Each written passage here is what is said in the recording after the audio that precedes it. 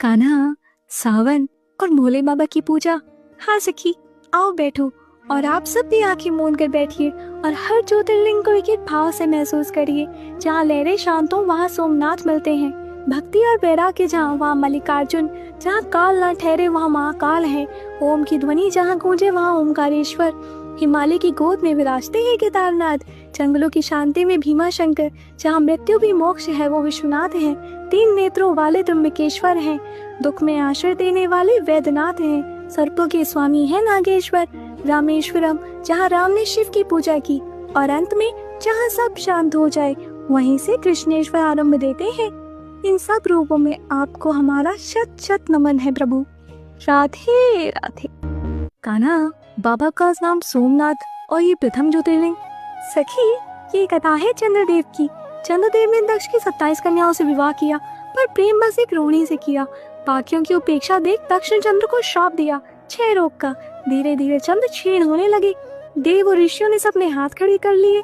तब चंद्र भागे भागे गए भगवान शिव के शरण में। गुजरात के सौराष्ट्र में उन्होंने तप किया और शिव प्रकट हुए। बोले, हे सोम, मैं तुम्हें अपनाता हूँ और पूर्ण करता हूँ। तुम हर कृष्ण पक्ष में घटोगे और शुक्ल पक्ष में बढ़ोगे। तब से वे कहलाए सोमनाथ, सोम के स्वामी। टूटे हुए चंद्र को माथे पे सजा लिया। यह शिव का प्रथम साक्षात लिंग है जो स्वयं प्रकट हुआ था। राधे राधे। कान्हा, बाबा ने मकड़ी, सांप, हाथी की भक्ति स्वीकार कर ली। हाँ सखी, ये कथा है तमिलनाडु के श्रीकालहस्ती वायुलिंग की, जो इतना सूक्ष्म दृश्य है पर हर श्वास में समाया है। यहाँ 3 अनोखे भक्तों ने शिव की सेवा की। कंटको नामक मकड़ी जो शिवलिंग पर जाल बुनकर धूल से बचाती थी। सिंधु नामक सांप जो दीपक की लौ को अपने शरीर से हवा से बचाता था। दश नामक हाथी जो रोज जैसे अभिषेक करता था। एक दिन पुजारी ने इनकी भक्ति को पवित्र समझकर सब रोक दिया। तभी भगवान शिव प्रकट हुए और बोले, तुमने बाहरी रूप देखा है, मैंने इनका प्रेम देखा है। उन्होंने तीनों को आशीर्वाद दिया और स्वयं वायुलिंग के रूप में प्रतिष्ठित हुए, क्योंकि उन भक्तों की भक्ति भी हवा की तरह अदृश्य लेकिन सर्वव्यापी थी। राधे राधे। कान्हा, बाबा का शिवलिंग गौ के कान जैसा। सखी, रावण ने त्रेता युग में घोर तप किया। भोलेनाथ प्रकट हुए और रावण की इच्छा पर शिवलिंग के रूप में 7 चलने को राजी हुए, पर शर्त रखी कि अगर उसे कहीं जमीन पर रख दिया तो मैं वहीं स्थिर हो जाऊंगा। रास्ते में रावण को लगाई लघु शंका। उसने एक चरवाहे को लिंग थमाया, लेकिन बाबा की माया शिवलिंग इतना भारी हो गया कि उसे पकड़ा ना गया और उसने उसे जमीन पे ही रख दिया। रावण ने बहुत प्रयास किया, अंगूठा तक गाड़ दिया, इसलिए वो गौ के कान जैसा हो गया और वो कहलाए गोकर्णनाथ।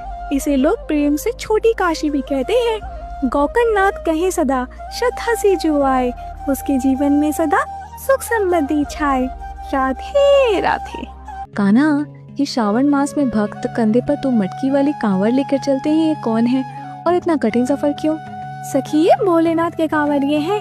गंगा जल लाते हैं, नंगे पांव चलते हैं, न थकते हैं न रुकते हैं। कथा शुरू होती है समुद्र मंथन से। जब हलाहल विष निकला, शिव ने सबकी रक्षा करने के लिए उसका पान किया और अपने कंठ में धारण किया, इसलिए वे नीलकंठ कहलाए। और उनके हृदय में तो मैं वास करता हूँ। उनके कंठ की अग्नि को शांत करने के लिए देवताओं ने गंगा जल चढ़ाया।